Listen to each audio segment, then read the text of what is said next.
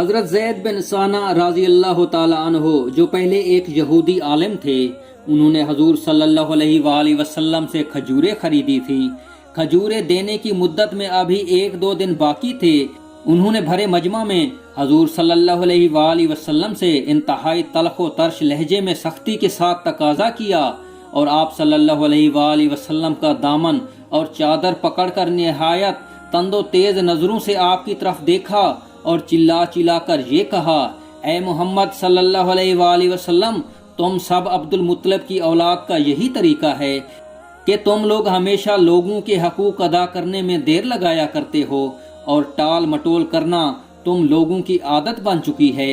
یہ منظر دیکھ کر حضرت عمر رضی اللہ تعالی عنہ آپے سے باہر ہو گئے اور نہایت غضبناک اور زہریلی نظروں سے گھور گھور کر کہا کہ اے خدا کے دشمن، تو خدا کے رسول صلی اللہ علیہ وآلہ وسلم سے ایسی گستاخی کر رہا ہے؟ خدا کی قسم، اگر حضور صلی اللہ علیہ وآلہ وسلم کا ادب مانے نہ ہوتا تو میں ابھی ابھی اپنی تلوار سے تیرا سر اڑا دیتا۔ یہ سن کر آپ صلی اللہ علیہ وآلہ وسلم نے فرمایا، اے عمر، تم کیا کہہ رہے ہو؟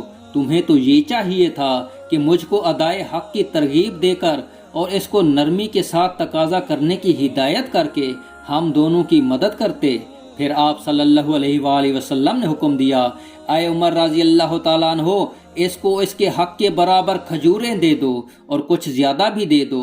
حضرت عمر رضی اللہ تعالیٰ عنہ نے جب حق سے زیادہ کھجوریں دیں تو حضرت زید بن ثانہ رضی اللہ تعالیٰ عنہ نے کہا، اے عمر، میرے حق سے زیادہ کیوں دے رہے ہو؟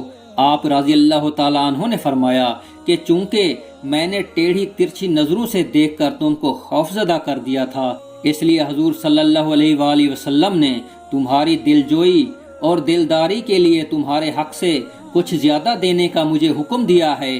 یہ سن کر حضرت زید بن ثانہ رضی اللہ تعالی عنہ نے کہا، اے عمر، کیا تم مجھے پہچانتے ہو؟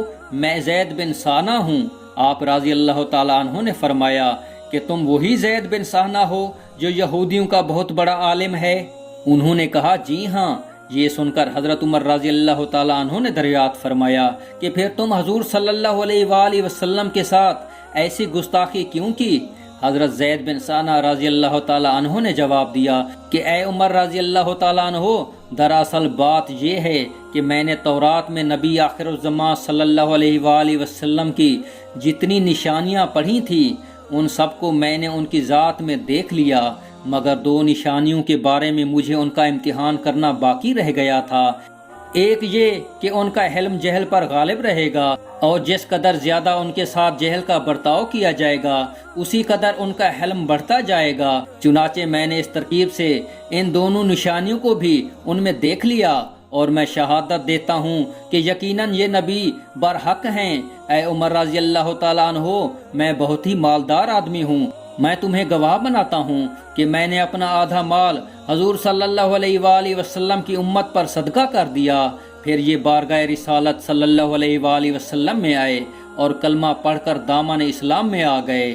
سبحان اللہ۔